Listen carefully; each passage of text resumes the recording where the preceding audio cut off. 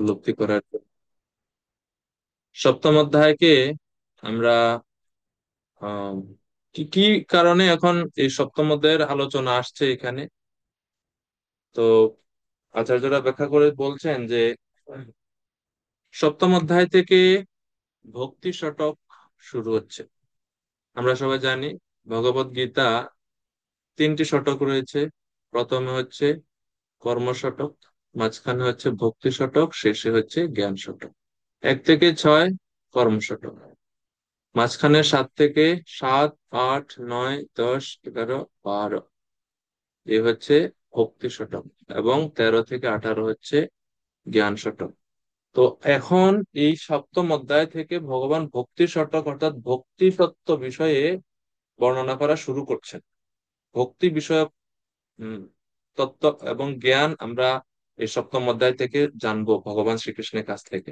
এটা হলো প্রথম কথা। দ্বিতীয়ত, এই সপ্তম অধ্যায়ের আলোচনা কিভাবে আসছে না, ষষ্ঠ অধ্যায়ে অধ্যায় 6 শ্লোক নাম্বার 47, সেখানে ভগবান খুব প্রসিদ্ধ একটা শ্লোক, কার মনে আছে? ষষ্ঠ অধ্যায় 47 নম্বর শ্লোকটা কি? মানে অনেক গুরুত্বপূর্ণ শ্লোক, ভগবত গীতার প্রসিদ্ধ শ্লোক, ষষ্ঠ অধ্যায় 47 নম্বর শ্লোক। এবং ওই শ্লোকটা হচ্ছে সপ্তম অধ্যায়ের মানে সূত্র। সপ্তম অধ্যায় শুরু হচ্ছে ওই শ্লোক থেকে। গোপমিত্র প্রভু, প্রভু বলুন তো 47 নম্বর শ্লোকটা কোনটা? যোগিনমপি সর্বসং মদ্গতেনান্তরাত্মাত্মা শ্রদ্ধাবানো ভজতে যো মাম সমে যুক্ততম মত। আহ, অনেক ধন্যবাদ প্রভুজি। অনুবাদ হচ্ছে অনুবাদ হচ্ছে ঠিক আছে, অনুবাদ আর আমরা আমরা সবাই এমনি জাস্ট শ্লোকটা জানার জন্য যে আহ 47 নাম্বার শ্লোকে ষষ্ঠ অধ্যায়ে ভগবান শ্রীকৃষ্ণ বলেছেন, সকল যোগীগণের মধ্যে সে হচ্ছে শ্রেষ্ঠ, যে শ্রদ্ধা সহকারে, যে ভক্ত শ্রদ্ধা সহকারে, শ্রদ্ধাবান ভজতে ইয়ো মাম, যে শ্রদ্ধা সহকারে আমার ভজনা করে, সামে যুক্ত তমো মতা, সে হচ্ছে সবচেয়ে শ্রেষ্ঠ আমার মতে। মত, মত মানে হচ্ছে যুক্ততম মত, আমার মত, আমার মতে তিনি হচ্ছেন সর্বশ্রেষ্ঠ যোগী। এখন এটা শুনে অর্জুনের মনে ইচ্ছা হলো, আচ্ছা, যে ভক্ত শ্রদ্ধা সহকারে আপনার ভজনা করে, তো ভজনা ধাতু, ভজ ধাতু মানে হচ্ছে সেবা, ভজ মানে হচ্ছে ভজনা, অর্থাৎ এই ভজ ধাতু থেকেই ভক্তি। তো অর্জুনের মনে মনে প্রশ্ন এরকম তৈরি হচ্ছে যে আমি কি এরকম শ্রেষ্ঠ ভক্ত হতে পারবো বা শ্রেষ্ঠ যোগী হতে পারবো যারা শ্রদ্ধা সহকারে ভগবানের ভজনা করে, শ্রদ্ধাবান ভজতে ইউমাম, আমি কি সেরকম শ্রেষ্ঠ হতে পারবো? কারণ আমরা স্বাভাবিক সব প্রবণতা থাকে আমাদের। কেউ যদি ছাত্র হয়, সে ছাত্র হলে চায় সবার থেকে ভালো রেজাল্ট করে ফার্স্ট ক্লাস রেজাল্ট হওয়ার জন্য। যিনি ব্যবসায়ী ব্যবসা করেন তিনি চান তার সমসাময়িক সময় যারা ব্যবসায়ী আছে সবার থেকে শ্রেষ্ঠ স্থানে থাকার জন্য। তো অর্জুন একে এখন ভগবান শ্রীকৃষ্ণ উপদেশ দিচ্ছেন, এবং ভগবান বললেন যে যারা শ্রদ্ধা সহকারে আমার ভজনা করে সেই সমস্ত যোগীর হচ্ছে শ্রেষ্ঠ। তো স্বাভাবিকভাবে অর্জুন চাচ্ছে যে আরে শ্রেষ্ঠ জিনিস কে চাইবে না, সবাই চাইবে শ্রেষ্ঠ জিনিস, ঠিক কিনা? তো অর্জুনেরও ইচ্ছা, মনে মনে এই প্রশ্ন আসবে যে আমি কিভাবে শ্রেষ্ঠ যোগী হতে পারি, অর্থাৎ এই ভক্তি যোগে শ্রদ্ধা সহকারে আমি কিভাবে ভগবানের সেবা করতে পারবো, সেটা অর্জুনের মনে মনে প্রশ্ন আসছিল। তো এই ভগবান যেহেতু ভক্তদের মনোবিলাস ভগবান বুঝতে পারেন এবং ভগবান সে মনোবিলাস পূর্ণ করেন, সেই জন্য ভগবান নিজে থেকেই এখন এই অধ্যায়ে, সপ্তম অধ্যায় থেকে সেই ভক্তি যোগী শ্রদ্ধা সহকারে কিভাবে ভগবানকে ভজন করতে হয়, শুদ্ধ ভক্তি করতে হয় সেই সম্বন্ধে উপদেশ দেওয়া শুরু করবেন। তো এখন এই হচ্ছে ষষ্ঠ অধ্যায় থেকে সপ্তম অধ্যায়ের সম্পর্ক 47 নম্বর শ্লোকের মাধ্যমে। তো শ্রদ্ধা সহকারে সেখানে বলা হচ্ছে 47 নম্বর শ্লোকে, শ্রদ্ধা সহকারে যিনি ভগবানের সেবা করে। আমরা জানি শ্রদ্ধা মানে কি, শ্রদ্ধা মানে হচ্ছে বিশ্বাস। তো শ্রদ্ধা বা বিশ্বাস কিভাবে আসে আমাদের মনে? কোনো জিনিস সম্বন্ধে যদি আমরা না জানি, কোনো বস্তু সম্বন্ধে যদি আমাদের জ্ঞান না থাকে, তাহলে ওই বস্তু সম্বন্ধে আমাদের শ্রদ্ধা বা বিশ্বাস আসে না। এজন্য ভগবানের প্রতি শ্রদ্ধা, ভগবানের প্রতি বিশ্বাস অর্জনের জন্য আগে আমাদের জানা দরকার জ্ঞান। আমাদের জ্ঞানটা দরকার। যে জ্ঞান জানলে, যেটা তত্ত্বগতভাবে কোনো বিষয় সম্বন্ধে জানলে সেই বস্তু সম্বন্ধে আমাদের শ্রদ্ধা বা বিশ্বাসের উৎপন্ন হয়। সেই জন্য ভগবান আগে এখন সেই তত্ত্ব জ্ঞানটা দান করছেন যে আসলে কৃষ্ণ কে, কৃষ্ণ কি বস্তু, কৃষ্ণের স্বরূপটা কি, কৃষ্ণ কিভাবে সবকিছু করেন। তো কৃষ্ণের স্বরূপটা আগে জানাচ্ছেন তত্ত্বগতভাবে, যেই জ্ঞান লাভ করার ফলে আমরা শ্রদ্ধা সহকারে আপনা আপনি আমাদের হৃদয় থেকে ভগবান শ্রীকৃষ্ণের প্রতি ভক্তি ভাব জাগ্রত হবে। এটা হচ্ছে কৃষ্ণের প্ল্যান। এই জন্য ভগবান প্রথমে তত্ত্বগতভাবে অর্জুনকে জানাবেন, জ্ঞান প্রদান করবেন, কৃষ্ণের স্বরূপ জ্ঞান ভগবান শ্রীকৃষ্ণ এই অধ্যায়ে প্রদান করবেন। ঠিক আছে। তো কৃষ্ণের স্বরূপ বিষয়ে আলোচনা করা হয়েছে এই ভক্তি শতকে।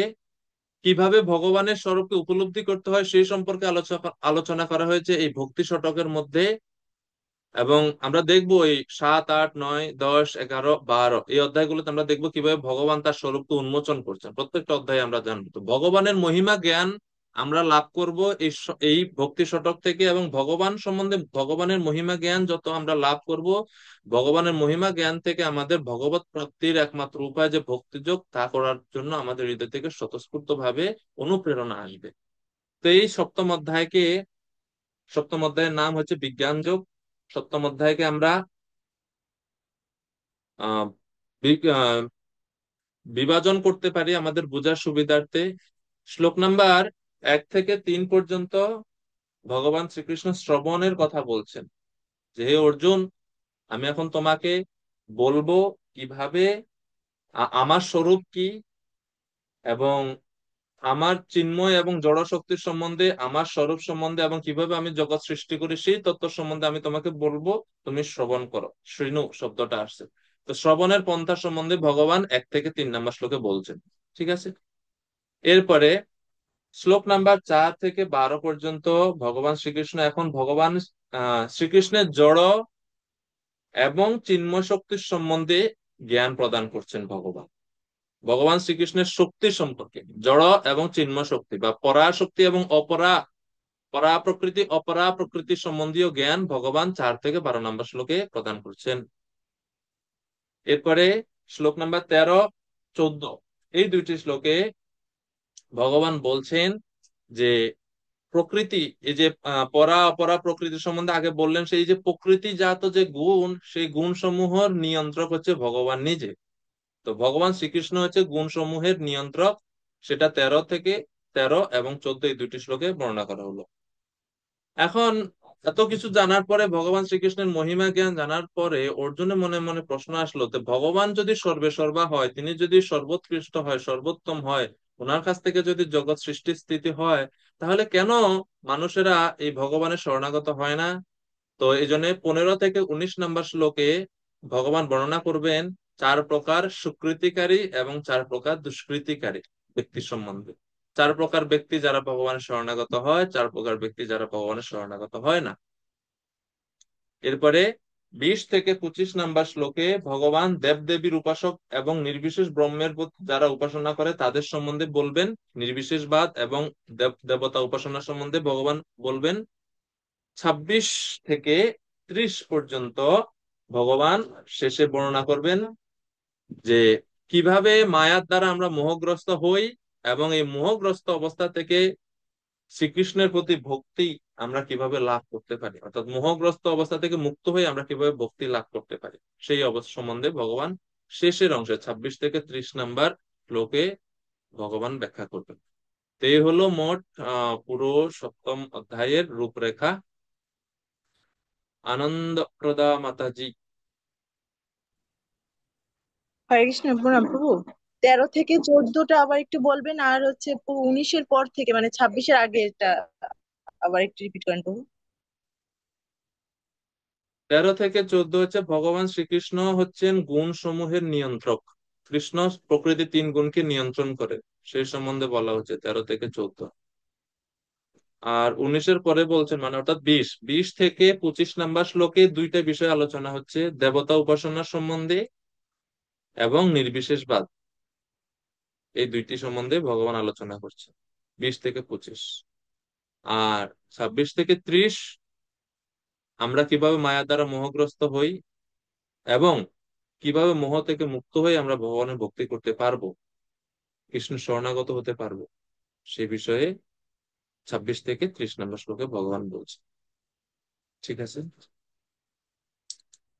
তো চলুন আমরা শুরু করি ভক্তি শতকের প্রথম শ্লোক।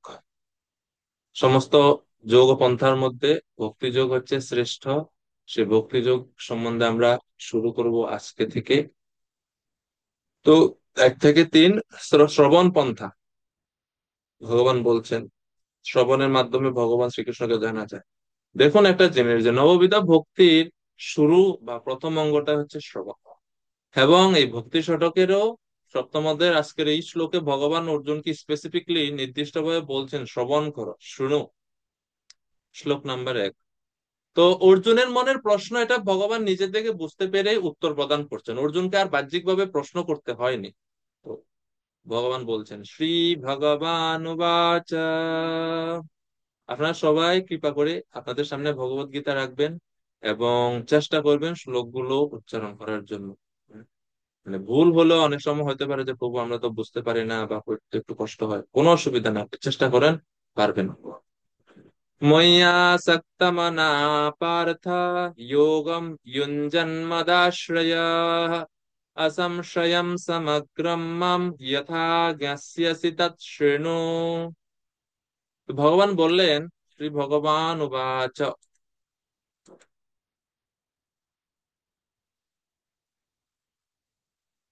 ভগবান বললেন, কি বললেন, মই আসক্ত মনা পার্থ, হে পার্থ।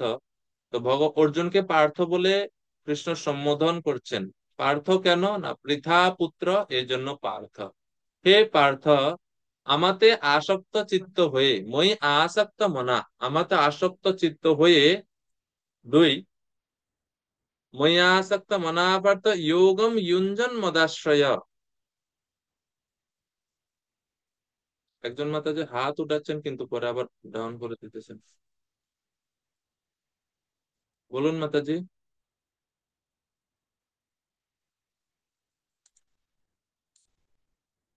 সুমুখী মাতাজি বলুন।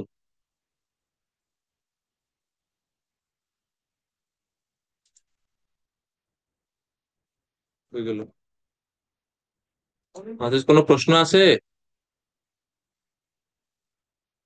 ওকে। ময়ে আসক্ত মনা, ভগবান প্রথমে বলছেন যে হে অর্জুন, হে পার্থ, আমাতে আসক্ত চিত্ত হয়ে, এরপরে মদ আশ্রয়, আমাতে মনোনিবেশ করে, আসক্ত মনা মদ আশ্রয়, সমগ্রম অসংশয় সমগ্রম মাম যথা গচ্ছসি তচ্ছিন্ন।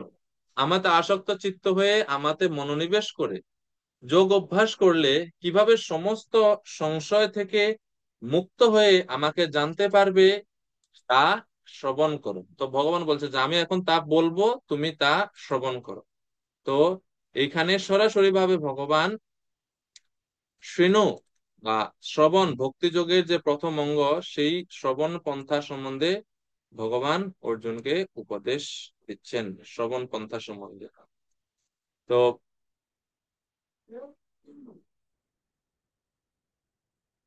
কিভাবে আহ, ভগবান বলছেন অর্জুনকে যোগম ইয়ঞ্জন, হে অর্জুন তুমি যোগ অনুশীলন করো, তোমার ইচ্ছা শ্রেষ্ঠ যোগী হবে, তাহলে তুমি যোগ অনুশীলন করো। কিন্তু কিভাবে সেই যোগ অনুশীলন করবে, 2টি শর্ত এখানে ভগবান এই শ্লোকে দিচ্ছে। এক হচ্ছে মই আসক্ত মনা, অর্থাৎ তোমার মনকে আমাতে নিযুক্ত করো।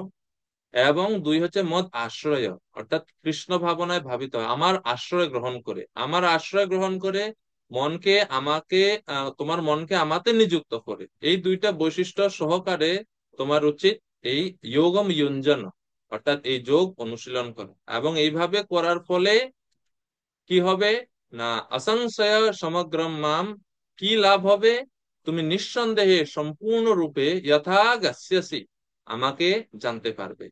এই হচ্ছে তত্ত্বগতভাবে ভগবানকে জানার ফল, ভগবানকে আমরা জানতে পারবো, এখানে ভগবান বলছে।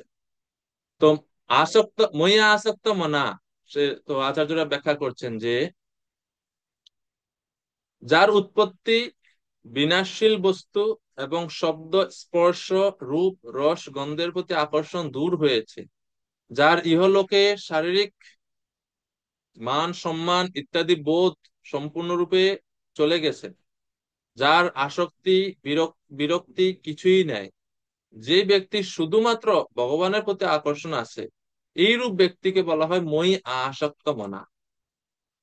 আহ, তো কিভাবে সাধক ভগবানের প্রতি মনকে কিভাবে নিবিষ্ট করবেন যাতে তিনি মই আসক্ত মনা হতে পারেন?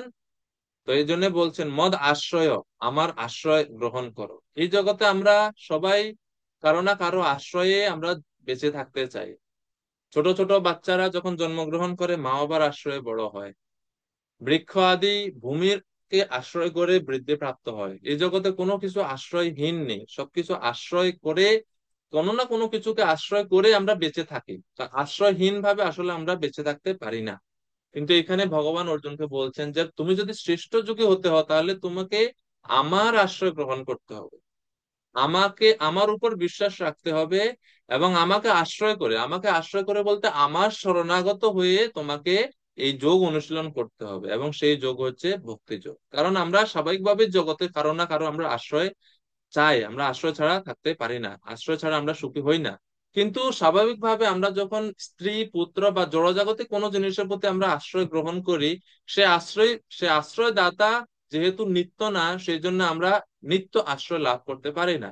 কিন্তু কৃষ্ণের কাছে যখন আমরা আশ্রয় গ্রহণ করব, সেই আশ্রয় হচ্ছে নিত্য আশ্রয়, চিরকালের জন্য এই আশ্রয় কখনো হারাবো না আমরা। এই জন্য বলছে মত আশ্রয়, হে অর্জুন আমার আশ্রয় গ্রহণ করো, এবং এভাবে তুমি আমাকে জানতে পারবে। এই জন্য এই শরণাগতির কথা বলছেন এখানে ভগবান, মদাশ্রয়ের মাধ্যমে যে তুমি সম্পূর্ণরূপে আমার আশ্রয় গ্রহণ করো, অর্থাৎ আমার শরণাগত হও। হুম, এইভাবে। তো শৃণু অর্থাৎ শ্রবণ করো। ঠিক আছে, তো আমরা এখন শ্রবণ করব ভগবান কি বলছেন। তো শ্রীল প্রভুপাদ তাৎপর্যে এই শ্রবণ সম্বন্ধে এবং ভাগবতমের প্রথম স্কন্ধের দ্বিতীয় অধ্যায়ে, যেখানে আহ বিশ্বনাথ চক্রবর্তী ঠাকুর বলছেন যে আহ, ভক্তি যোগে অগ্রগতির জন্য আমাদের যে ধাপ, আদৌ শ্রদ্ধা, তত সাধু সঙ্গ, অত ভজন ক্রিয়া, অনর্থ নিবৃত্তি, নিষ্ঠা, রুচি, আসক্তি, ভাব, প্রেম, এই যে স্তরগুলো এগুলো ভাগবতমে বর্ণনা করা আছে। কোথায় বর্ণনা করা হচ্ছে? এই শ্লোকের তাৎপর্যে দেখুন, প্রপাত অনেকগুলো শ্লোক এখানে আহ তাৎপর্যে উল্লেখ করেছেন। শূন্যতাম সকতা কৃষ্ণ, এখান থেকে শুরু করে। তো এই শ্লোকাংশ গুলোতে ভক্তির এই যে ক্রমোন্নতির যে স্তরগুলো এক একটা শ্লোকে এক একটা স্তর বর্ণনা করা হচ্ছে, এবং শুরু হচ্ছে কিন্তু শূন্যতাম থেকে, অর্থাৎ ভগবানের কথা শোনা থেকে। এবং আজকের এই সপ্তম অধ্যায়েও ভগবান অর্জুনকে বলছেন হে অর্জুন শৃণু, শ্রবণ করো। এই জন্য ভক্তি জীবনে আমাদের এই শ্রবণ পন্থা বা শ্রবণের পদ্ধতিটা অনেক বেশি গুরুত্বপূর্ণ। আমরা প্রতিদিনই যাতে কোনো না কোনো ভাবে আমরা যাতে শ্রবণে যুক্ত থাকি, এই বিষয়ে আমাদের খুবই আহ সচেষ্ট থাকতে হবে। শ্রবণ ছাড়া আমরা আমাদের ভক্তি জীবনের উৎসাহ এক সময় না এক সময় হারিয়ে ফেলবো। এই জন্য নিত্য নিত্য আহ নিত্যম ভাগবত সেবায়া বলতে আহ ভগবানের ভক্তদের সেবা করতে হবে, আবার একই সাথে ভাগবতের আশ্রয়ে থাকতে হবে। কখনো যাতে আমরা এই ভাগবত শ্রবণ কীর্তন থেকে আমরা যাতে বিচ্যুত না হই কখনোই আমাদের জীবনে, এটা খুবই সতর্কতার সহিত আমাদের খেয়াল রাখতে হবে। এই জন্য এখানে বলছে নিত্যম শ্রবণ শৃণু, শাস্ত্রে বর্ণনা করা হচ্ছে। হুম। তো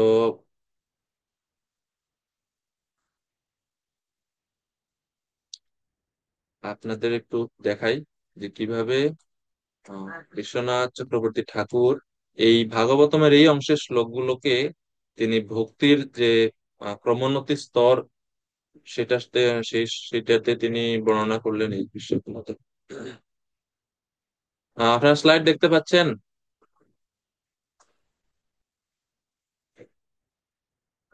দেখা যাচ্ছে? গোপমিত্র প্রভু বলছেন দেখা যাচ্ছে, আচ্ছা ঠিক আছে। তো এটা হচ্ছে ভাগবতমে প্রথম স্কন্ধে দ্বিতীয় অধ্যায় 16 থেকে 22 নাম্বার শ্লোক। দেখেন হেডিং কি লেখা আছে।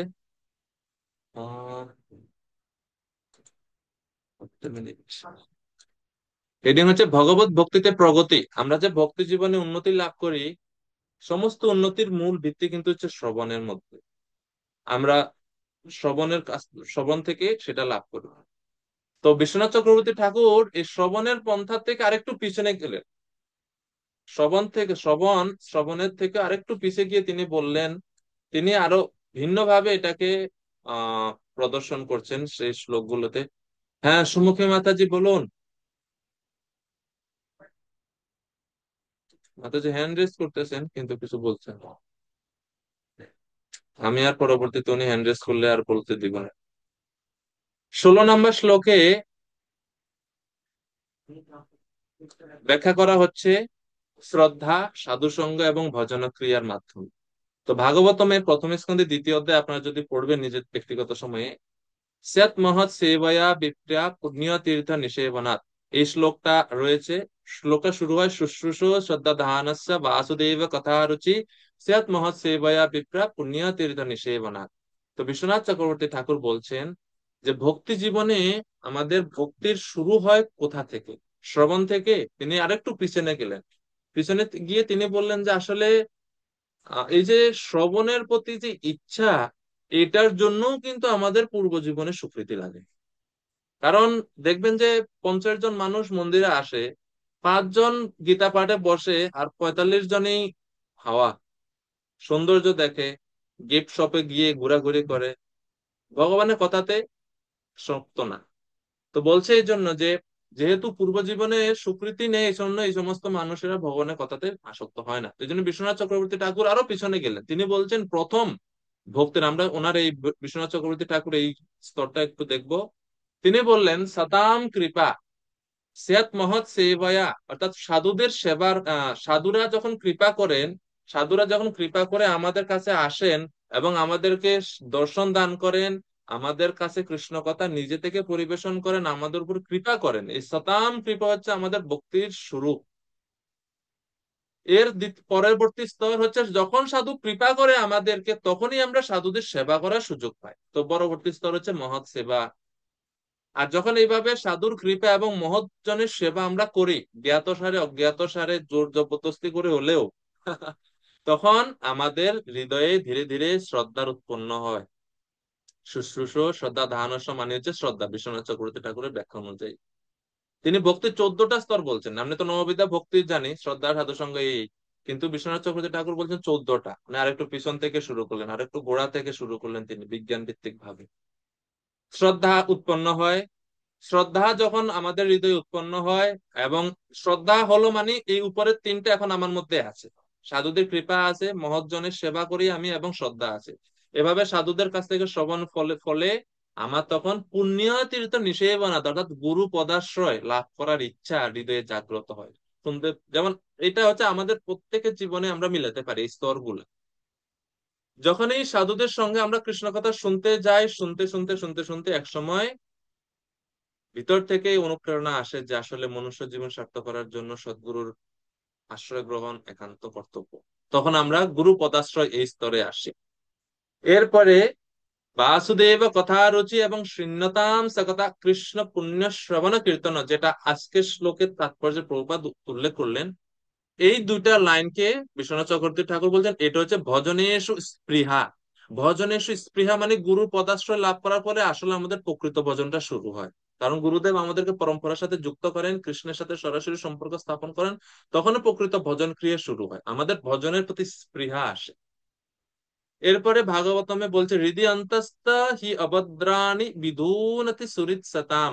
হৃদয় অন্তস্থ আমাদের হৃদয়ে যে সমস্ত অভদ্রাণী, অভদ্রাণী শব্দের বিশ্বনাথ চক্রবর্তী ঠাকুর বলছেন অভদ্রাণী মানে হচ্ছে অনর্থ সমূহ। ভদ্রর বিপরীত হচ্ছে অভদ্র, অর্থের বিপরীত হচ্ছে অনর্থ। যা কিছু আমাদের পরমার্থ পথে বাধা সৃষ্টি করে তা হচ্ছে অনর্থ। তো সেই অনর্থ গুলো তখন কি হয়, এই যে শূন্যতাম সকতা, অর্থাৎ ভগবানের কথা যখন রুচি হয়, আমরা ভগবানের কথা শ্রবণ কীর্তন রূপী যখন আমরা সাধন ভক্তি করতে থাকি, তখন অনর্থ সমূহ ধীরে ধীরে ধীরে ধীরে দূর হতে থাকে, অনর্থ সমূহ দূর হয়। এই অনর্থ যখন দূর হয় তখন কি হয়, ভক্তির ভবতি, আমাদের ভক্তি হয়। অনর্থ সমূহ এখনো কিন্তু আছে, ভক্তি আমরা যাজন করতেছি, অনর্থগুলো এখনো পূর্ণরূপে নিবৃত্তি হয়নি। আর যখন এভাবে ভক্তি যোগ, সাধন ভক্তি আরো দৃঢ়তা প্রাপ্ত হয়, নষ্ট প্রায়েষু অভদ্রেষু, তখন সমস্ত অভদ্রগুলো ধীরে ধীরে নষ্ট প্রায়, মানে অনর্থ নিবৃত্তি হতে থাকে, অনর্থ নিবৃত্তি, পুরো পুরো অনর্থ থেকে আমরা মুক্ত হয়ে যায়। কিন্তু অনর্থ কিন্তু তাও সূক্ষ্মভাবে থাকে, পূর্ণভাবে হয় না, মানে 2-3% থেকে যায়, এটা ভাব স্তর পর্যন্ত অনর্থ থাকে হৃদয়ের মধ্যে। এরপরে অনর্থ নিবৃত্তির পরে হচ্ছে নিষ্ঠা। এটা যেটা আমরা নববিধা ভক্তির মধ্যে ভক্তির যে ক্রমোন্নতি যেটা আমরা জানি, অনর্থ নিবৃত্তির পরে নিষ্ঠা, এটা এখন এই নিষ্ঠা কোন ভাগবতের কোন শ্লোক দ্বারা ইঙ্গিত করছে না, ভগবতী উত্তম শ্লোকে ভক্তির ভবতি নৈষ্ঠিকী, অর্থাৎ নৈষ্ঠিকী নিষ্ঠার আহ জন্ম হয় আমাদের মধ্যে। এরপরে তদারজস্তমো ভাব কাম লোভাদয়শ্চয়ে, অর্থাৎ রুচি, তখন রজতম ভাব চলে যায় এবং কাম ও লোভ সমস্ত কিছু চলে যায় এবং রুচির উৎপন্ন হয়, ভক্তিতে আমরা আরো উত্তর উত্তর আসক্তি বৃদ্ধি পেতে থাকে। এবং পরবর্তী স্তর হচ্ছে আসক্তি, রুচির পরে হচ্ছে আসক্তি, আসক্তির পরে হচ্ছে ভাব, বা এখানে বিশ্বনাথ চক্রবর্তী ঠাকুর বলছেন রতি, এবং প্রসন্ন মনস মানে রতি। আর ভগবত ভক্তি যোগতম মানে হচ্ছে প্রেম, আমরা প্রেম লাভ করি। তো প্রেম পর্যন্ত শেষ হয়ে যায়, কিন্তু বিশ্বনাথ চক্রবর্তী ঠাকুর বলছেন প্রেমের উপরে আরো দুইটা স্তর আছে। ভগবত তত্ত্ব বিজ্ঞানম মুক্ত সঙ্গস্য জায়তে, এখানে তিনি বলছেন যে এই লাইন দ্বারা বোঝায় দুইটা জিনিস, এক হচ্ছে প্রেম লাভ করার পরে আমরা সাক্ষাৎ ভগবানকে দর্শন করতে পারি, এবং প্রেম লাভ করার পরেই একজন ভক্ত শ্রী হরির মাধুর্যের সাক্ষাৎ অনুভূতি লাভ করতে পারে। এর আগে মানে অল্প অল্প মাধুর্য আস্বাদন করে, কিন্তু মানে নিরবিচ্ছিন্ন ভাবে না। তো এখানে রেফারেন্স দেওয়া আছে, এই ছকে ভক্তিপথে 14টি প্রগতিশীল ধাপের কথা বলা হয়েছে, যা শ্রীল বিশ্বনাথ চক্রবর্তী ঠাকুর তার সারার্থ দর্শিনী নামক টিকায় 16 থেকে 21 নং শ্লোকে বর্ণনা করেছেন। এই ধাপগুলো নারদ মুনির পূর্ব জীবনে পরিলক্ষিত হয়। তো এই যে ধাপ যেটা বিশ্বনাথ চক্রবর্তী ঠাকুর বলছেন, এটা আমরা নারদ মুনির জীবনেও আমরা দেখতে পাই, সেটা হচ্ছে 1-5-24-31। আপনারা রেফারেন্স হিসেবে লিখে রাখতে পারেন, ঠিক আছে। তো এটা আলোচনা করার বিষয় না আমাদের এখন, কিন্তু যেহেতু প্রভুপাদ তাৎপর্য ব্যাখ্যা করছেন এবং ভক্তি যোগের অন্যতম অঙ্গ, সেজন্য আমরা এই শ্লোকগুলো সম্বন্ধে একটু আলোচনা করলাম। তো এই জন্য এটা অত্যন্ত গুরুত্বপূর্ণ নিজেকে বিচার করা। ভক্তি শাস্ত্রী করছি আমরা, সার্টিফিকেট লাভই একমাত্র উদ্দেশ্য না। কারণ গোলক বৃন্দাবনে যাওয়ার আগে কৃষ্ণ বলবে না, এই তোমার ভক্তি শাস্ত্রী সার্টিফিকেট আছে, ভক্তি বিভাগ সার্টিফিকেট আছে, ভক্তি সার্বভৌম আছে, ভক্তি বেদান্ত সার্টিফিকেট আছে। এটা আমাদের সিস্টেমেটিক ধারায় আমরা তো পাবোই, সার্টিফিকেট পাবেন, পরীক্ষা দিবেন, এটা অসুবিধা নাই। কিন্তু মূল টেস্টটা কোন জায়গায়, মূল টেস্ট হচ্ছে আমি আসলে আমাকে কোন স্তরে নিয়ে যেতে পারছি, আমার ভক্তি স্তরটা কোন জায়গায় আছে। এটা বিচার করতে হবে আমাদেরকে সব সময়, প্রতিদিন নিজেকে পরীক্ষা করতে হবে, নিজেকে বিচার করতে হবে যে আসলে এখন আমি কোথায় আছি। বেশিরভাগ ক্ষেত্রে আমরা সবাই, আমরা না সরি আমরা বলবো না, মানে আমার ক্ষেত্রে আমি যেটা দেখি যে এই যে অনর্থ নিবৃত্তির মধ্যে আটকে গেছে, কত জন্ম ধরে যে আটকে থাকবো ভগবান জানে। এই স্তরটা অতিক্রম করাটাই হচ্ছে এই ধাপের মধ্যে সবচেয়ে কঠিনতম মানে স্তর, অনর্থ নিবৃত্তি। অনর্থ সমূহ আমাদের হৃদয়ে বাসা বাঁধে। যাই হোক, তো ভগবান বলছেন অর্জুনকে, আমি তোমাকে জ্ঞান দিব, তা শ্রবণ করো। অর্জুন এখন শ্রবণ করবেন। তো যে জ্ঞান প্রদান করবেন, এখন জ্ঞান যে দিবেন, যেমন মনে করুন আপনি আপনার 10 বছরের একটা ছেলে আছে, ছেলে স্কুলে যায়, তো তাকে আপনি শখ করে তার জন্মদিনে একটা হীরার আংটি কিনে দিলেন। সে বাচ্চা হীরা মানে কি বুঝবে, ভাবছে অন্য সাধারণ একটা পাথরের মতো, এটাও একটা হয়তো পাথর হবে। তখন আপনি বুঝাইলেন তাকে, বাবা এটা কোনো সাধারণ পাথর না, এটা হীরা, এটার দাম অনেক টাকা, এটা স্বর্ণ থেকেও দামি। যখন আপনি এর গুরুত্বটা তাকে বুঝাবেন, তখন সে বুঝবেন না আসলে দাম, বাবা তো আমাকে সাধারণ কোনো কিছু দেন এটা। তো এই জন্য গুরুত্ব বোঝাতে হয়। তো ভগবান এখন বলছেন যে আমি এখন যে জ্ঞান তোমাকে দিব, এটার গুরুত্বটা সম্বন্ধে, গুরুত্বটা কি বলছেন শ্লোক নাম্বার 2। জ্ঞানম তেহম সবিজ্ঞানম ইদম বক্ষ্যাম্যশেষতঃ यद्गत्वा नेह भूयन्यत् ज्ञातव्यम् अवशिष्यते। তো ভগবান বলছেন যে এখন আমি তোমাকে বিজ্ঞান সমন্বিত এই জ্ঞানের কথা সম্পূর্ণভাবে বলবো। এই সম্পূর্ণভাবে বলার ফলে যা আহ, যা জানা হলে এই জগতে আর কিছুই জানবার বাকি থাকে না, ভগবান বলছেন। তো জ্ঞানম তে হম সবিজ্ঞানম, আমি শুধুমাত্র জ্ঞানই বলবো না, জ্ঞানের সাথে সাথে বিজ্ঞানও, দুইটাই একসাথে বলবো। তা আমরা দেখি যে এর আগে তৃতীয় অধ্যায়ের 41 নং শ্লোকে, ষষ্ঠ অধ্যায়ের অষ্টম শ্লোকে এবং নবম অধ্যায়ের প্রথম শ্লোকে জ্ঞান ও বিজ্ঞান এই দুইটি শব্দ বলা আছে, আপনারা দেখবেন পরে। তো বিভিন্ন সময়ে যে জ্ঞান এবং বিজ্ঞানের কথা বলা হয়েছে তা একই জিনিস বোঝায় না। কোথাও বলা হচ্ছে জ্ঞান মানে জ্ঞান, কখন এবং বিজ্ঞান মানে হচ্ছে উপলব্ধি মূলক জ্ঞান। জ্ঞান কি আর বিজ্ঞান কি? প্রভুপাদ বলছেন জ্ঞান বলতে থিওরিটিক্যাল নলেজ বা তাত্ত্বিক জ্ঞান, আর বিজ্ঞান বলতে প্র্যাকটিক্যাল নলেজ বা ব্যবহারিক জ্ঞান। এভাবে আমরা বুঝতে পারি। আর বিশ্বনাথ চক্রবর্তী ঠাকুর এখানে বলছেন জ্ঞান আর বিজ্ঞান বলতে কি বোঝানো হচ্ছে। বিশ্বনাথ চক্রবর্তী ঠাকুর বলছেন জ্ঞান বলতে ভগবানের যে উৎকৃষ্ট এবং নিকৃষ্ট শক্তি, অর্থাৎ ভগবানের বহিরঙ্গা এবং অন্তরঙ্গা শক্তি, সেই শক্তিকে নির্দেশ করছে জ্ঞান শব্দ দ্বারা। আর বিজ্ঞান কি? বিজ্ঞান বলতে ভগবানের যে স্বরূপগত যে জ্ঞান, সেই জ্ঞানকে বিজ্ঞান শব্দ দ্বারা ইঙ্গিত করা হচ্ছে। এভাবে বিশ্বনাথ চক্রবর্তী ঠাকুর জ্ঞান এবং বিজ্ঞানের সংজ্ঞা দিচ্ছেন।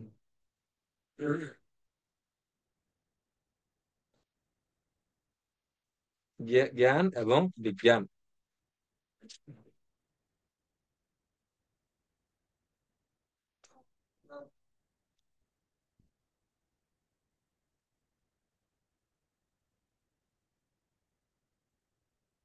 তো এখন ভগবান বলছেন যে আমি তোমাকে যে জ্ঞান প্রদান করব, যদি তুমি তা জানো, তাহলে আর কোনো কিছুই জানবার বাকি থাকবে না। এর অর্থ কি? এর অর্থ ভগবান অর্জুনকে এমন কিছু নীতি বা সূত্র তিনি অর্জুনকে বলবেন যা জানা হলে আর সমস্ত বিষয় সম্পর্কে তার জানা হয়ে যায়। হ্যাঁ, যেমন আমরা আমাদের প্রচলিত ভাষা একটা উদাহরণ দেই না, যে মায়েরা যখন রান্না করেন,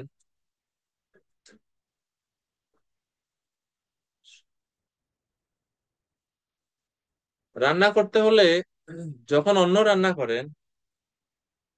রান্না করতে হলে কিন্তু সবগুলো অন্ন ধরে দেখতে হয় না যে সিদ্ধ হয়েছে কিনা। মায়েরা কি করেন? পাত্র থেকে একটা অন্ন নিয়ে দেখলেই হয় যে সিদ্ধ হয়ে গেছে কিনা। তো এইভাবে আহ ভগবান এখানে এমন সূত্র সংক্ষেপে তত্ত্বগত বা জ্ঞান প্রদান করবেন অর্জুনকে, যা জানলে আর বাদ বাকি সমস্ত কিছু এই সূত্রের ব্যাখ্যা রূপে অর্জুন হৃদয়ঙ্গম করতে পারবে। এই জন্যে ভগবান বলছেন যে এটা অত্যন্ত গুরুত্বপূর্ণ, জ্ঞান এবং বিজ্ঞানময় আমি তোমাকে বলবো, তুমি তা মনোযোগ দিয়ে শ্রবণ করো। এবং কেন প্রভুপাদ তাৎপর্য বলছেন যে পূর্ণ জ্ঞান বা চিন্ময় জ্ঞান মানে কি? জড় ও চেতন জগৎ এবং উভয়ের উৎস সম্বন্ধে জানাই হচ্ছে চিন্ময় জ্ঞান বা পূর্ণ জ্ঞান। এবং কেন কৃষ্ণ এই জ্ঞান সম্বন্ধে এখন অর্জুনকে দিচ্ছেন না? অর্জুন হচ্ছে ভগবানের ভক্ত এবং সখা, তাৎপর্য প্রভুপাদ এগুলো ব্যাখ্যা করছেন। এবং এই অপ্রাকৃত জ্ঞান লাভের যোগ্যতা কি? ভক্ত হতে হবে আমাদেরকে, গুরু পরম্পরার মাধ্যমে জ্ঞান লাভ করতে হবে, ভগবানের কাছ থেকে আরোহ না অবরোহ পন্থায় যে জ্ঞান চলে আসছে সেটা আমাদের গুরু পরম্পরা দ্বারা লাভ করতে হবে। এইভাবে এরপরে 3 নম্বর শ্লোকে ভগবান বলছেন যে আমি যে জ্ঞান এখন দিব তোমাকে, যে বিজ্ঞান সহ যে জ্ঞানের কথা বলবো, এটা জানলে আর কোনো কিছু জানার বাকি থাকে না। তাইলে এখন অর্জুন যদি জিজ্ঞেস করে, আচ্ছা এই জ্ঞান যদি এতই মাহাত্ম্যপূর্ণ হয়, তাহলে সমস্ত মানুষকে এই জ্ঞান লাভ করার জন্য ঐকান্তিক সমস্ত মানুষকে এই জ্ঞান লাভ করতে চায়? ভগবান বলছেন না, ভক্তি না থাকলে এই জ্ঞান লাভ করা সুদুর্লভ। এই জ্ঞান সবাই লাভ করতে পারে না, এই জ্ঞান অত্যন্ত দুর্লভ জ্ঞান, সবাই এই জ্ঞান লাভের যোগ্যও না। তো সেই ভক্তির সুদুর্লভের কথা ভগবান বলছেন। মনুষ্যানাম সহস্রেষু কশ্চিৎ যততি সিদ্ধয়ে যততামপি সিদ্ধানাম কশ্চিৎ মাম বেত্তি তত্ত্বতঃ। ভগবান বলছেন এখানে যে হাজার হাজার মানুষের মধ্যে কদাচিৎ কোনো একজন সিদ্ধি লাভের জন্য যত্ন করে। মনুষ্যানাম, মানুষদের মধ্যে, সহস্রেষু, হাজার হাজার মানুষদের মধ্যে, কশ্চিৎ, অল্প কেউ, যথাতি সিদ্ধায়ে, যত্ন করে সিদ্ধি লাভের জন্য। সিদ্ধি লাভের জন্য বলতে ভগবানকে জানার জন্য, ভগবানকে উপলব্ধি করার জন্য। যতদাম আপনি সিদ্ধানাম কশ্চিৎ মাম ব্যক্তি তত্ত্বতঃ, এবং এই যে যত্নশীল যে সিদ্ধ যারা রয়েছেন তাদের মধ্যে কদাচিৎ কেউ একজন আমাকে, অর্থাৎ আমার ভগবত স্বরূপ তত অবগত হতে পারে।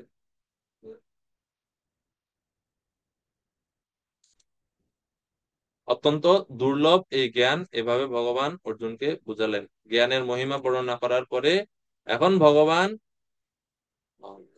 তাৎপর্য পরবর্তী শ্লোক থেকে 4 থেকে শুরু করে 12 নম্বর শ্লোক পর্যন্ত ভগবান এখন ওনার চিন্ময় শক্তি, জড় এবং চিন্ময় শক্তি বা পরা প্রকৃতি, অপরা প্রকৃতি এবং ওনার স্বরূপ সম্বন্ধীয় জ্ঞান তিনি প্রদান করবেন 4 থেকে 12।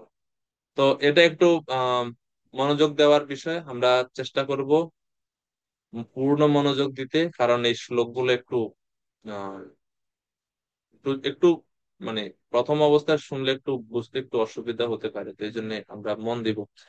তো ভগবান পরা এবং অপরা প্রকৃতি, জড় সম্বন্ধে বলবেন। তো 4 এবং 5, 4 নম্বর শ্লোকে ভগবান ওনার বহিরঙ্গা শক্তি বা নিকৃষ্টা প্রকৃতির কথা বলছেন 4 নম্বর শ্লোকে। এখন ভগবান যে কি কি সেই নিকৃষ্টা বা বহিরঙ্গা শক্তি বা অপরা প্রকৃতি মানে কি, সেটা সম্বন্ধে শ্লোক নাম্বার 4-এ ভূমি আপ নলো বায়ু খম মনো বুদ্ধিরেব চ অহংকার ইতিয়ম মে ভিন্না প্রকৃতিরষ্টধা। ভগবান বলছেন যে ভূমি, জল, বায়ু, অগ্নি, আকাশ, মন, বুদ্ধি ও অহংকার, এই 8 প্রকারে আমার ভিন্না জড়া প্রকৃতি বিভক্ত।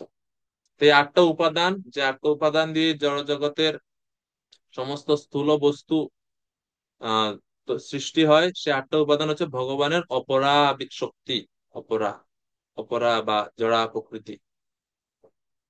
8টি যে জড়া শক্তি, এগুলো ভগবান থেকে ভিন্ন শক্তি।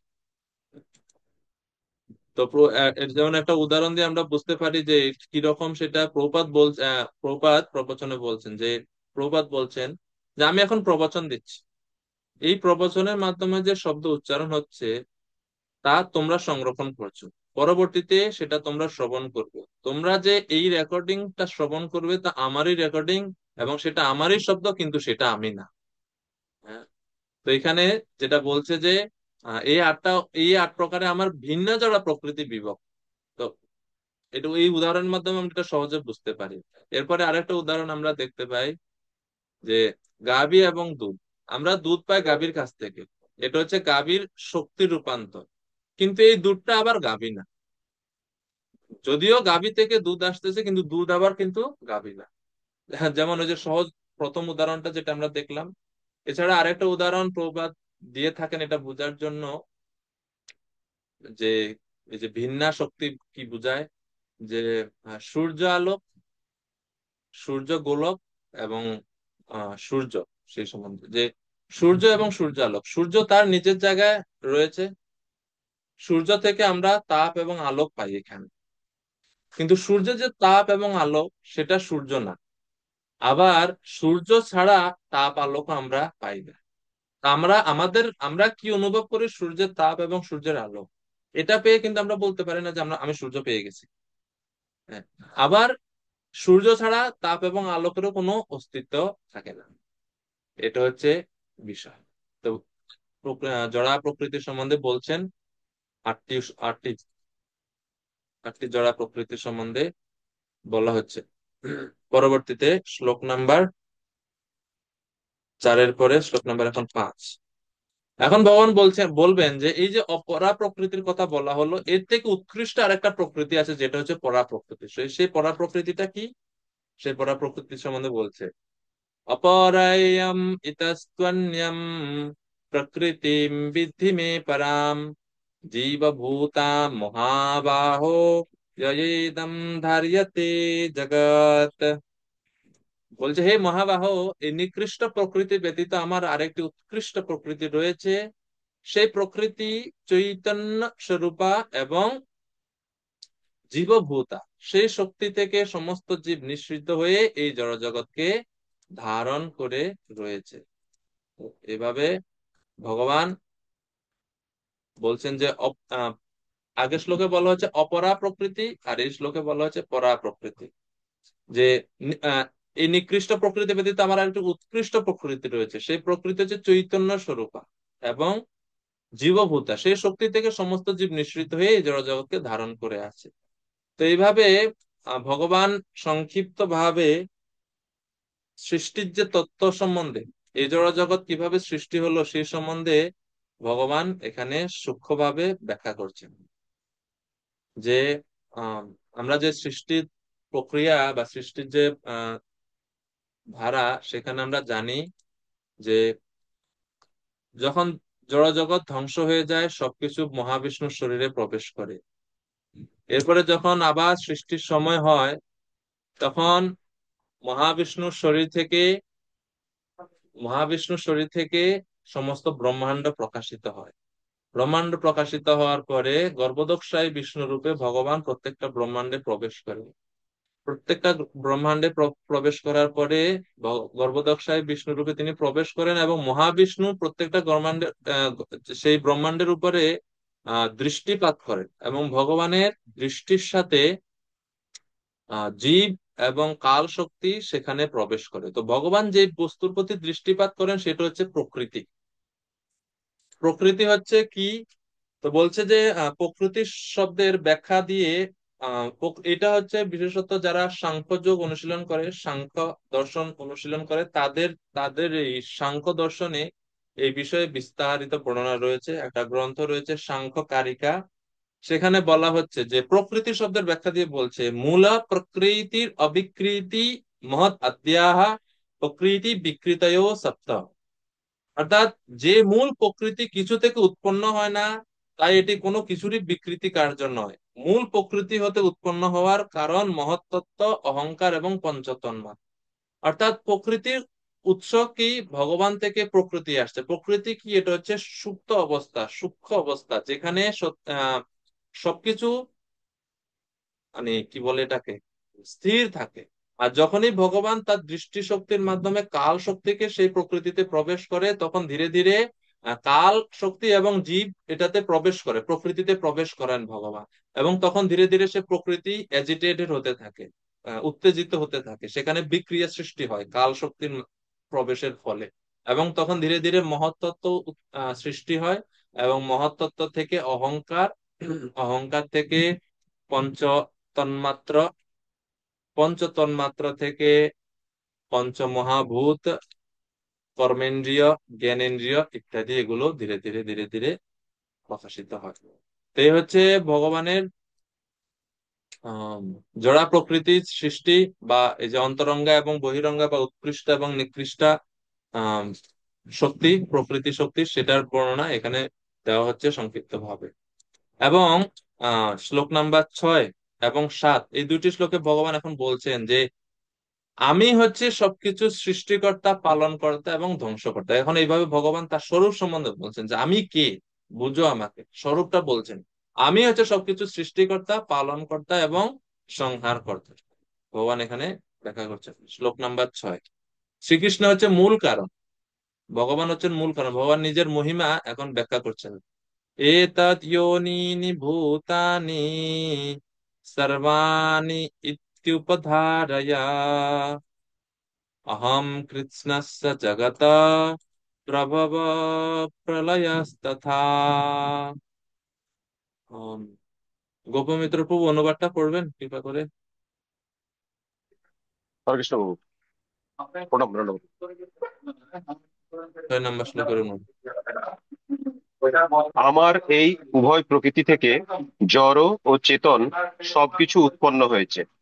অতএব নিশ্চিতভাবে জ্ঞাত হও যে আমি সমস্ত জগতের উৎপত্তি ও প্রলয়ের মূল কারণ। মূল কারণ।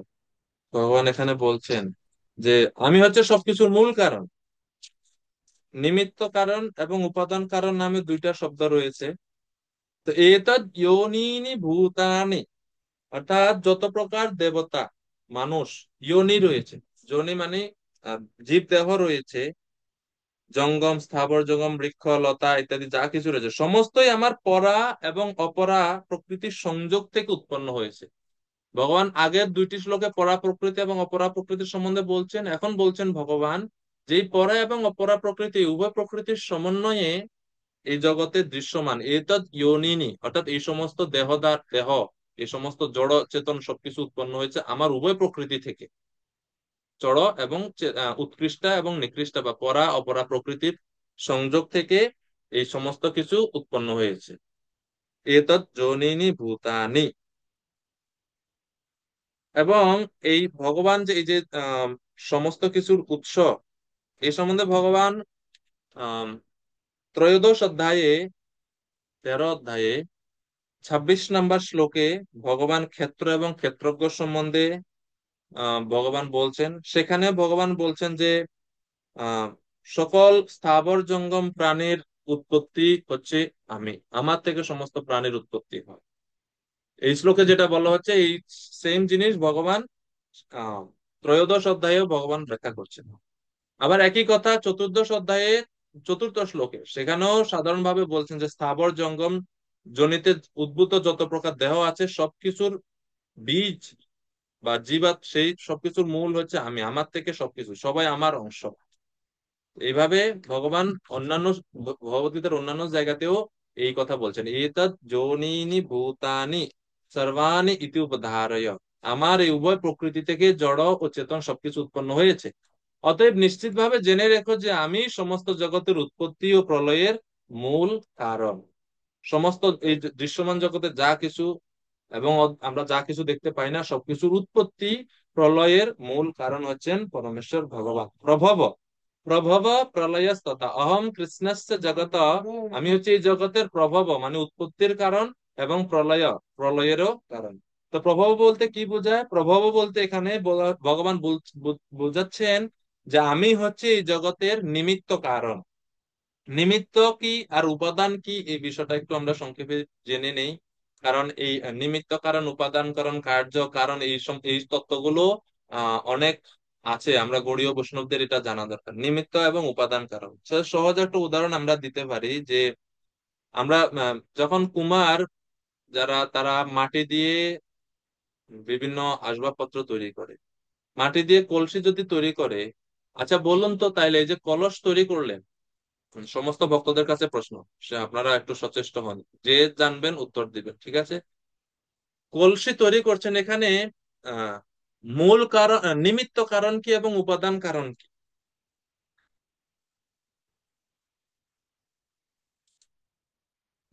মাটির কলসি, মাটি দিয়ে কলসি তৈরি করছে যারা মৃৎকার রয়েছেন, যারা কুমোর রয়েছেন, যারা মাটি দিয়ে কলস তৈরি করছেন।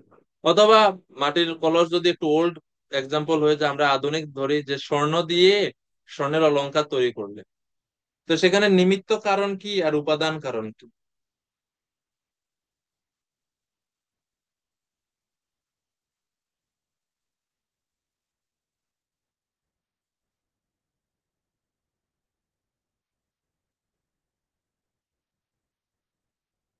উপাদান মানে এখন কেউ বলতে পারতেছে না আমরা, এটা একটু জটিল।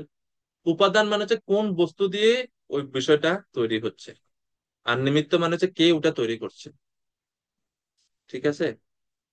তাইলে এখন যদি এখন আপনারা সহজে বলতে পারবেন যে স্বর্ণের অলংকার তৈরি করা হচ্ছে, এখানে নিমিত্ত এবং উপাদান কারণ কোনটা কোনটা? উপাদান কারণ কি সহজ, আমরা আগে উপাদানটা বুঝি। উপাদান কারণ কি? স্বর্ণ। আর স্বর্ণ দিয়ে অলংকারটা তৈরি হচ্ছে, তো এই জন্য এই অলংকার সৃষ্টির, আমরা জগৎ সৃষ্টি বাদ দিলাম, জগৎ সৃষ্টির থেকে আমরা অলংকার সৃষ্টি ধরি। আপনার কানে মায়েদের কানে যে আপনার কানে যে দুলটা আছে, এটা সৃষ্টির পিছনে উপাদানটা কি, উপাদান কারণটা কি? উপাদান কারণ কি? স্বর্ণ। আর নিমিত্ত কারণ কি? অর্থাৎ কে এটা তৈরি করছেন? স্বর্ণকার। ঠিক কি না? তো একই রকম ভাবে জড়জগৎ যখন সৃষ্টি হয়, জড়জগতেরও দুইটা কারণ আছে, নিমিত্ত কারণ, উপাদান কারণ। নিমিত্ত কারণ কে? পরমেশ্বর ভগবান।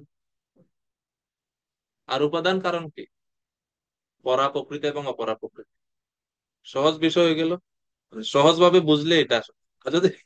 আর যদি বেশি জটিল করতে যাইতে আরো অনেক কঠিন হবে। তো আমি সহজ ভাবে বুঝি, আমি সহজ ভাবে বললাম যে ভগবান যখন বলছেন প্রভব, আমি হচ্ছে উৎপত্তি, সমস্ত জগতের সমস্ত জগৎ আমার থেকে আসছে, উৎপত্তির কারণ। তো এই প্রভব শব্দের দ্বারা ভগবান বোঝাচ্ছেন যে আমি হচ্ছে জগতের নিমিত্ত কারণ। নিমিত্ত কারণ কিভাবে? কেননা আমার আমি হচ্ছে নিমিত্ত কারণ এই কারণে যে সমস্ত সৃষ্টি আমার সংকল্প থেকে, ভগবান সংকল্প করলেন, ভগবান ইচ্ছা করলেন, এই জন্যই জড়জগৎ আসছে। তো ভগবানের ইচ্ছা থেকেই জড়জগতের উৎপত্তি, ভগবানের সংকল্প থেকেই জড়জগতের উৎপত্তি, এই জন্য ভগবান হচ্ছে নিমিত্ত কারণ। ছান্দোক্য উপনিষদে সুন্দরভাবে বলা হচ্ছে সদ ঈক্ষত বহুস্যাম প্রজায়ে এতি। ছান্দোক্য উপনিষদ স ঈক্ষত, ভগবান ইচ্ছা করলেন, ভগবান দৃষ্টিপাত করলেন। স ঈক্ষত, ভগবানের দৃষ্টিপাতের ফলে, এবং যত বা ইমানি ভূতানি জায়ন্তে, উপনিষদে বর্ণনা করেছে যে যার থেকে এই সমস্ত জগৎ, যত বা ইমানি ভূতানি জায়ন্তে, সমস্ত ভূত বা জীব সৃষ্টি হয় যার থেকে। এভাবে আহ উপনিষদে বর্ণনা করা হচ্ছে ভগবান হচ্ছেন সমস্ত জগতের নিমিত্ত কারণ। আর প্রলয়স্তথা, যে আমি এই জড়জগতের প্রলয় বা ধ্বংসেরও কারণ, এর মাধ্যমে ভগবান বোঝাচ্ছেন যে আমি হচ্ছে এই জড়জগতের উপাদান কারণ। অর্থাৎ ভগবান নিমিত্ত কারণও, আবার ভগবান উপাদান কারণও। কেননা এই উপাদানটাও কার কাছ থেকে আসছে? ভগবানের কাছ থেকে আসছে। পরা প্রকৃতি এবং অপরা প্রকৃতি থেকে আসছে? ভগবানের থেকে আসছে। এই জন্য ভগবান নিমিত্ত কারণ এই জগতের, আবার ভগবান উপাদান কারণ, উভয় কারণই হচ্ছেন ভগবান। যেমন উদাহরণস্বরূপ আমরা ওই মাটির দিয়ে কলসি তৈরির উদাহরণটা আমরা নিতে পারি, যে কলস তৈরিতে মাটি উপাদান কারণ, তেমনি সৃষ্টিতে ভগবান হচ্ছে উপাদান কারণ। এখন কলস যখন তৈরি হয় মাটি দিয়ে, মাটি থেকে কলসি আসলো, আবার যখন এই কলসিটা ধ্বংস হবে তখন সে কিসে পরিণত হবে? আবার মাটিতে পরিণত হবে। কলসি উৎপত্তি হচ্ছিল মাটি থেকে, আমরা ব্যবহার করলাম, কিছুদিন পরে আঘাত লেগে ভেঙে গেল। তা এটা শেষ পরিণতি কি হবে? ভেঙে যাওয়ার পর এটা মাটিতেই পরিণত হবে কিনা? আপনি স্বর্ণ দিয়ে একটা অলংকার তৈরি করলেন, তো অলংকারটা কোথা থেকে আসলো? উপাদান কি? স্বর্ণ। স্বর্ণ থেকে এখন অলংকারের একটা রূপ নিল। আবার যখন অলংকারটা নষ্ট হয়ে যায়, পুরানো হয়ে যায়, বা কোনো কারণে আমি ব্যবহারের অযোগ্য হয়ে যায়, তখন আবার এটাকে যখন আপনি ধ্বংস করে ফেলবেন, গলিয়ে ফেলা হয় স্বর্ণকে, তখন আবার কিসে পরিণত হয়? সেই উপাদান ফিরে যায় কিনা? স্বর্ণতে ফিরে যায়। তো এইভাবে জগৎ ভগবান থেকে উৎপত্তি হয়, আবার শেষে ভগবানে ফিরে যায়, ভগবানে লীন হয়ে যায়। ভগবান থেকে আসে এবং ভগবানে লীন হয়ে যায়। এইভাবে এই যে তত্ত্বগত ভাবে জানা, এটা হচ্ছে জ্ঞান। আর এই সব কিছু ভগবত স্বরূপ, ভগবান ছাড়ার অন্য কোনো কিছু নেই, এটা সাক্ষাৎ অনুভব করাকে বলা হচ্ছে বিজ্ঞান। সহজভাবে আমরা এটা বুঝতে পারি এইভাবে। এজন্য শ্রীমদ্ ভাগবতমে এই একই বিষয় একাদশ স্কন্ধে 28 অধ্যায়ে 6 নম্বর শ্লোকে বলছে, আত্মৈবা তৎ ইদম বিশ্বম সৃজ্যতে সৃজতি প্রভু, ত্রায়তে ত্রাতি বিশ্বাত্মা, হ্রিয়তে হরতে ঈশ্বর। একাদশ স্কন্ধ 11, 28, 6, সেখানে ভগবান বলছেন যে যেসব প্রত্যক্ষ অপ্রত্যক্ষ বস্তু এই জড় জগতে আছে, তা সবই সর্বশক্তিমান ভগবানের। যে সৃষ্টিসমূহ প্রতিভাত হয়, তার নিমিত্ত কারণ তিনি, তার উপাদান কারণও তিনি। অর্থাৎ এই জগতের সৃষ্টি করেন তিনি, এবং আবার তিনি জগৎ রূপে সৃষ্ট হন। তিনি রক্ষক, আবার তিনি রক্ষিত। তিনি সর্বাত্মা, সবাইকে সংহার করেন, আবার তিনি সংহার সংহার করেন, আবার যাকে সংহার করেন তিনিও সেই ভগবান। তো এইভাবে এই জগৎ আসলে ভগবান ছাড়া আর কিছুই না, পুরোটা জগৎ আসলে ভগবানেরই স্বরূপ। এই যে উপলব্ধিটা, এটা হচ্ছে বিজ্ঞান।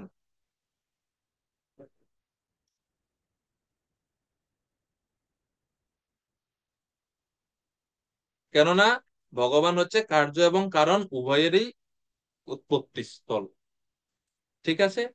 তো 7 নম্বর শ্লোকে এখন ভগবান আরো বলছেন এই জগতের সাথে ওনার সম্বন্ধটা কি, বা উনি কিভাবে জড় জগৎকে ধারণ করে রয়েছেন। জড়জগৎ কিভাবে এত সুন্দরভাবে চলছে ভগবান বলছেন। তো আপনারা কি আলোচনায় আছেন? মানে বোঝা যাচ্ছে না বেশি কঠিন লাগতেছে? কেউ বলুন, আমরা